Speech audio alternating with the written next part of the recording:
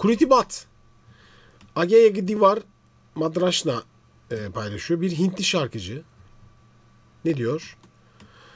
Şu Hindistanlı şarkıcının ilginç ses kullanımını inceler misiniz? Hadi.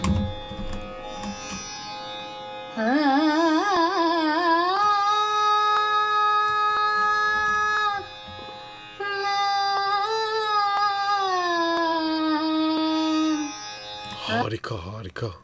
İlginç falan değil, olağanüstü.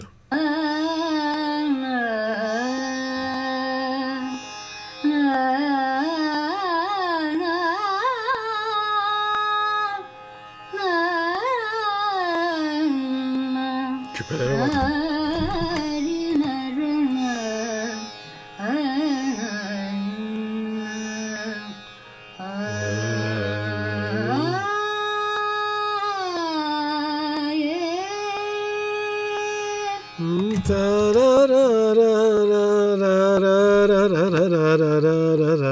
Aman aman aman, aman aman, adıya kurban. Bizden de biri yanına okusa. Kim okuyordu abi bunu en iyi? Gördükçe seni tazelenir ömrü hayatım.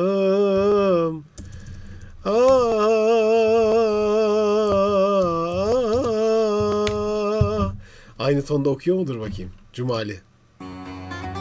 Dışık.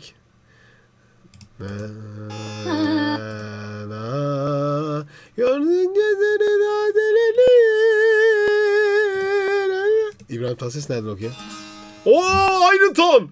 Oo, yangın. Bak. Vallahi aynı ton. Abi size nefis bir feat yapacağım şimdi. Canlı feat. Hazır mıyız? Gel. Kurutni geliyor önce. Gel Kurutni. Of, müzikal zevke başlayın şimdi.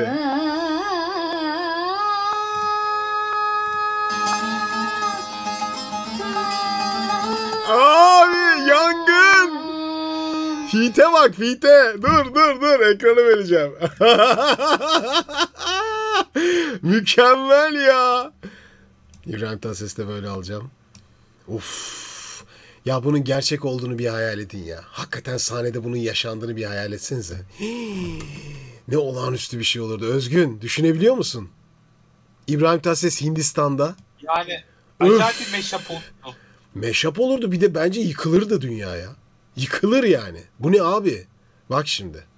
Gerçi İbrahim Tatlıses'i bir ara alıp geleceğim şimdi.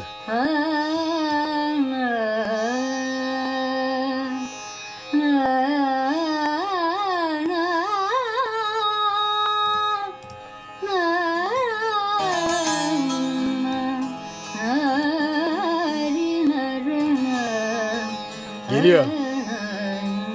Geliyor.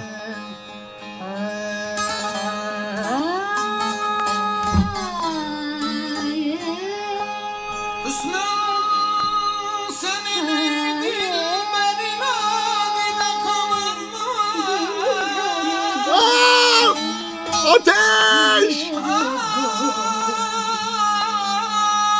Bu ne?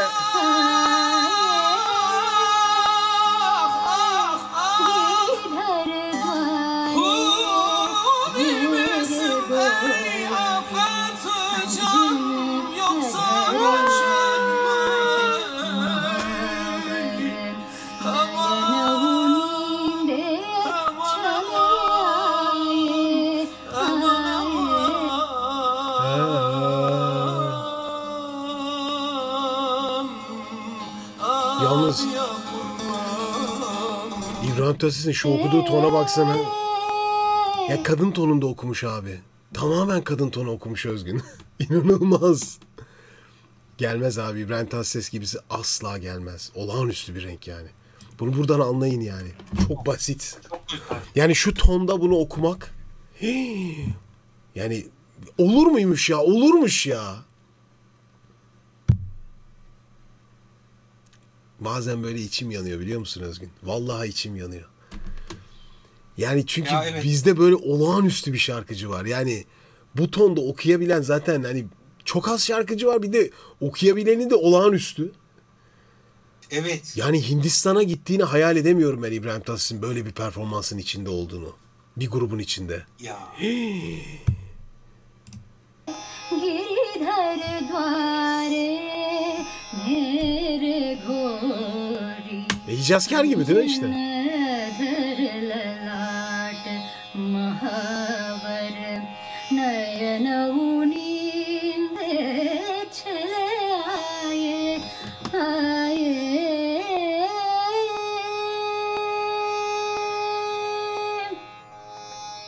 Ryan समय प्रभु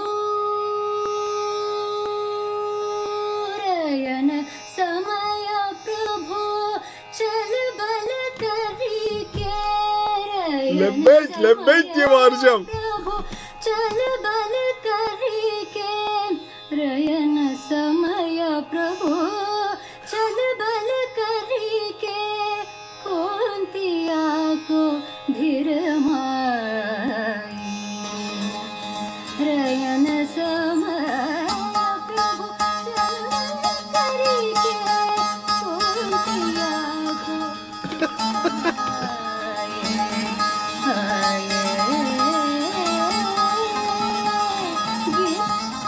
Yani bir o okuyacak bir o okuyacak Özgün üst üste düşünebiliyor musun? Ya çok acayip meşhur olur. Yani bunu ben vaktim olursa size mixlerim. Tamam mı? Yani Courtney Bat, İbrahim Tatlıses. Feat yaparım. SoundCloud hesabıma atarım. Onu da duyururum size. Ya bu inanılmaz bir şey olur çünkü yani. Uf. Bir de altına ritim koyacağım bunun. Dum dum bu parım badum badum bu badum badum badum. yanıyor. Vallahi yanıyor. Giridhar द्वारे Ben hiç böyle Hicazker'e yakın bir şey duymamıştım bu arada. मेरे गोरी अंजन अधर ललाट महावर नयन उनींदे चले आए आए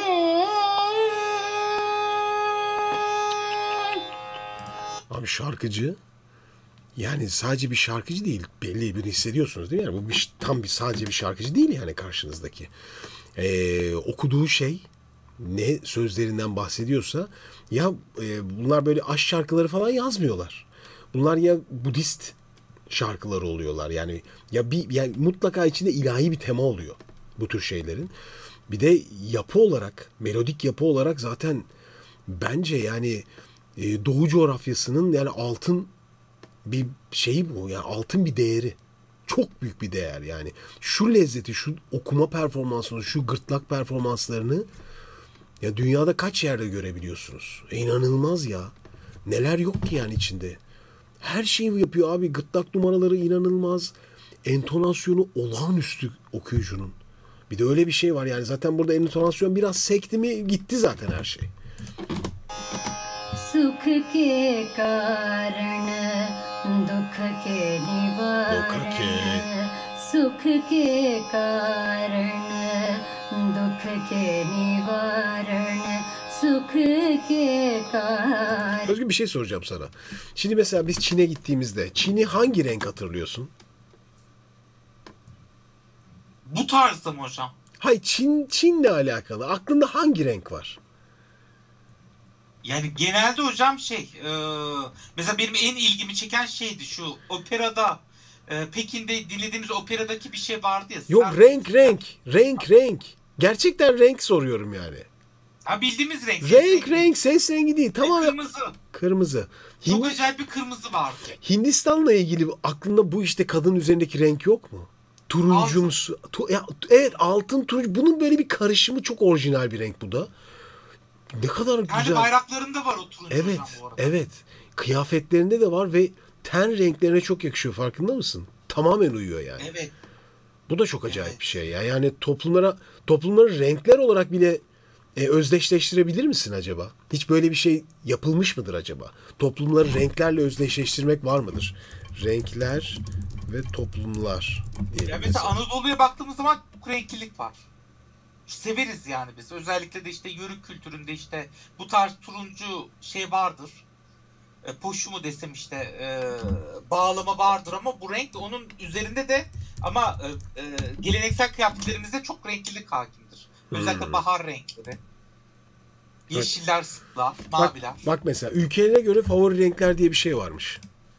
Bak mesela ya kim bilir kim yaptı bunu bilmiyoruz ama şu reklamlara geçsek. Mesela Amerika Birleşik Devletleri nötr renkler seviyormuş. Mesela ülkenin gri bir takım elbise ya da mini siyah bir elbise. Anladın mı? Ya gri ya siyah. Risksiz. Başka gidelim. İngiltere laciverti seviyormuş Özgün. Siyah ve griler oldukça kullanılıyor. Gene böyle koyu renkler aslında. Hindistan pembe diyor. Ama bence bu turuncu çok daha güzel bir renk. Ayrıca işte pembe, kırmızı tonlarındaki cinsiyetler. Tamam devam. Başka İsveç siyah. Brezilya beyaz. Ne alaka? Bu saçma sapan bir haber ya. Bence ya tamamen uyduruk bir haber bu bence. Kıyafet şeyi gibi. Reklamı gibi bu. Daha moda üzerine. Moda bu değil. Moda üzerine. Ulusal renkler. Ya geleneksel kıyafet deseniz hocam. Geleneksel renkler. Belki. Mesela şey var. Kıyafet renklerinden tutarız. Cape Verde'nin ulusal renkleri mesela. Bak bunlar daha mesela şey. Atıyorum. Bayrak renkleri. Bayrak renkleriyle biraz özdeşleşmiş durumda zaten aslında. Bayrak renkleri de biraz oradan mı seçiliyor acaba sence? Ya mesela Türkiye'ye baktığımız zaman bayrak rengindeki kandır. Doğru. Kandan çıkmadır. Ama Türkiye'de gerçekten çok renklilik var ya. Sadece bir renk üzerinden tasvitlemek çok zor. Ama mesela bu ülkeleri çok rahat yapabiliyorsun. Ya şu renk, evet Hindistan dersin ya. Dünyanın neresinde görseniz şu renkte giyinmiş birini Hindistan'a özdeşleştirebilirsin. Pakistan'a da özdeşleştirebilirsin sanki. Ne diyorsun Özgün? Yani bence hocam Hindistan'da tabii turuncularla birlikte altın yani madeni renklerde altın, gümüş, bronz renkler de çok baskın. Hı hı. Çünkü orada tabii var. Yani kültürlerinde madencilik olduğu için. Hı. Bu da tabii etkili. Şimdi oradaki o altın işlemeler, kulaktaki altın küpeler falan çok bariz baskın. Evet. Ama hep öyle hatırlıyorum ben şarkıcıları. Hep altınlı hatırlıyorum. Bence de. Özellikle bu TikTok'taki bir tane var diyor hocam. Hint makyajı trendi vardı. Orada da hep herkes altın takıyordu. Hint makyajı takarken. Evet. Ya ben net altın derim renk olarak. Hafız Yusuf Eroğlu hocam Aksu'ya gitmeden önce Süper Chat'te yetişmeyenler var. Valla bugün yapamayacağım ama yapacağım. Yaparım merak etmeyin. Yani bugün çünkü ben gece 2, 3'te 4'te falan geldim İzmir'e tekrar. Çok yoğun dün Saygı Bir'in çekimlerindeydik. Çok çocuk gibi görünüyor. Kaç yaşında? Bence de SL'de çok genç. Ama müthiş bir şarkıcı. Kuriti Bat mıymış şarkıcının adı? Baksana abi o kadar uzun bir hikaye yazıyor ki. Neydi ya ne bu? Kuriti müzik Özgün.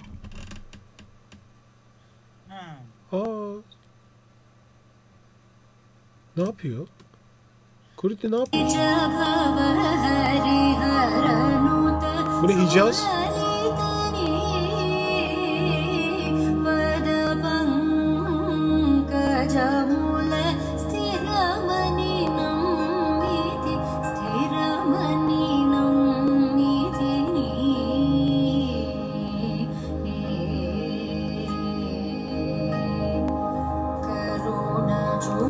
Aha.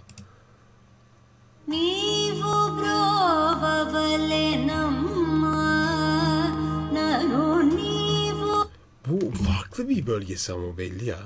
Aynı Graduare mesela. Bu nedir? Carnatic Songs. South Indian Carnatic Songs diyor Özgün. Bu Hindistan'la ilgili evet bu Hindistan'la ilgili çok güzel bir video gelecek arkadaşlar yakında. Onu hazırlıyorum. Müthiş bu konuda deneyimli, çok usta bir müzisyenle röportaj yapacağız. Bayılacaksınız. Aynı Akdeniz'le yaptığım gibi çok uzun Hindistan müziğini konuşacağız. Çok yakında çekeceğim onu. Hazırlıyorum. Stüdyoyu hazırlıyorum. Bir şurayı toparlayabilsem yapacağım.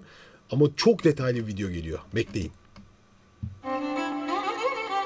Let's look at Rag Nire Gama Dhani Sa Re Ni Dha Pa Of. Ma Re Ga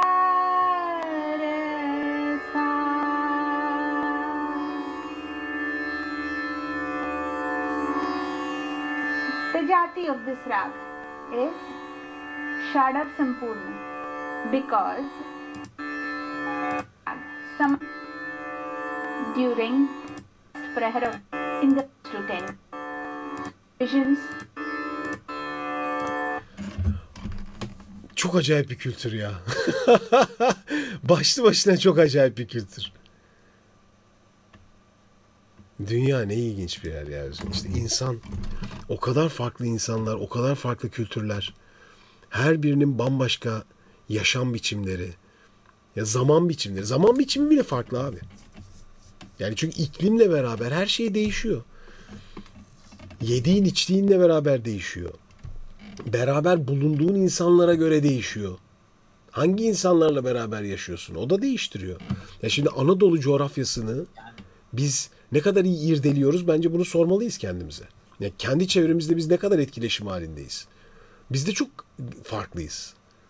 Yani Türkiye'de, Anadolu'da yaşayan bir insanın etkileşimde bulunduğu insan coğrafyası çok çok fazla, çok karmaşık. Biz de işte onlardan etkileniyoruz. Birçok kişiyle çok kolay. Mesela Çin seyahatinde Nepalli arkadaşlar da vardı. İnanılmaz rahat anlaştık mesela. Nasıl olabiliyor bu, değil mi? Ya. Aynı ya, bizim gibiler hani. Bayağı muhabbet, geyik, kakara kikiri. Aynı tonda. Yani bir Çinliyle o kadar öyle kakara kikiri hemen giremiyorsun çünkü. Şey değiller yani, mesela hani böyle bu tarzda girmiyorlar. Yani biraz önce böyle bir şey seni bir dinliyor. Yani ciddiye alıyor seni. Çok ciddiye alıyor çünkü çok fazla saygı duyuyor senin söyleyeceğin şeye. Ve sana çok önce ciddi, ya senin espri yaptığını anlamıyor mesela. Öyle, biz öyle değiliz yani, biz böyle. Ne haber? Öyle bir şey var bizde yani. Onlarda da var mesela. Nepallilerde de vardı. Biz bayağı takılıyorduk. Bro diye takılıyorduk. Nasıl olabiliyor bu yani? Yani değil mi Özgün, yani 10.000 kilometre uzakta bir coğrafyada nasıl bir insanla bu kadar yakın olabiliyorsun mesela? Daha ilk defa gördün. Daha ilginç hocam, Uygurlularla da bizim şeyimiz hiç farklılaşmamış ki. Aynı kalmış. Aynı samimiyet vardı. Doğru. Mesela beni gördüler, ilk çay ikram ettiler. Aklıma da Anadolu geldi. Çünkü Anadolu'ya gittiğimizde de biz çay ikram ettik. Tabii. Yani sadece selam demen yeterli. Türk diyor. Tabii. Türk, Uygur. Ben de Uygur. Türkiye'den. Hoş geldin. Bir anda, bir saniye yani. 9.000 kilometre fark var halbuki işte. Kültür. Tabii. Ama aynı kalmış. Ya bu kültür haznesi ve kültür hafızası gerçekten o kadar değerli bir şey ki, bütün dinlediğimiz, zevk aldığımız şeylerin kökeni ve o doğal olarak yaptığımız her şeyi ve şu an sohbet ettiğimiz müziği irdeliyor. Ama ben Özgün artık şöyle bir şeye, değere inanıyorum. Bak, bu çok ilginç bir şey gelecek. İlk defa söyleyeceğim bunu da. Ben aslında bütün müziklerin aynı değerde ve insan için olduğu için, bizim için bütün müziklerin de aynı değere sahip olduğuna inanıyorum artık. Bu çok daha farklı bir şey. Yani biz neydik? Kendi coğrafyamızda büyümüş müzik, hani halk müziğimiz vesairemiz, bize en yakın ve sahiplendiğimiz şey, tamam. Ama aslında biz yaşadığımız dünya içinde, hani eski bir Barış Manço felsefesini hatırla. Hani derdi ya şarkısında, hemşerim memleket nere? Bu dünya benim memleket. Meşhurdur o şarkısı. Aslında o çok doğru bir felsefedir. Çünkü bu açıdan yaklaşmaya ve dünyayı tanımaya başlarsanız, size ait olan müzik hangisidir mesela? Ortak bir değere doğru dönüşmüyor mu sence Özgün? Bence dönüşüyor. Yani bir de bunu da sahiplenebilirsin. Yani şu da var hocam, Oğuz Hoca'nın şeyini hatırlıyorsunuz işte, 12.000 yıllık müzik tarihi sunumunu. Tabii. Mesela oradaki yeniden çaldığı enstrümanlar, kayıtlar dinletmişti ya. Mesela onun bugün bile resmen böyle universal olması, evet, dünya çapında olabilecek bir müzik olması da ilginç bir şey. Yani aradan 10.000 yıl geçmiş ortalama. Ya. Ve hala seni etkiliyor. Kesinlikle. O zamanki yakılan ağıt da bugün bizi etkiliyor. Şimdi mesafeler niye bizi etkilemesin? Kesinlikle. Yani birazcık galiba bizim şeye ihtiyacımız var ya. Yani farklı bakış açılarına. Belki de okullarda farklı ders programlarına ihtiyacımız var Özgün. Belki bu öğrendiğimiz sistem bizi artık daha fazla global çapta düşünmeyi birazcık zayıflatıyor gibi geliyor. Biz biraz dünyayı öğrenmek zorundayız. Yani hani coğrafya dersleri vardı ya eskiden. O coğrafya dersleri bile bize bir vizyon katar. Bence bunun daha da büyüğünün olması lazım.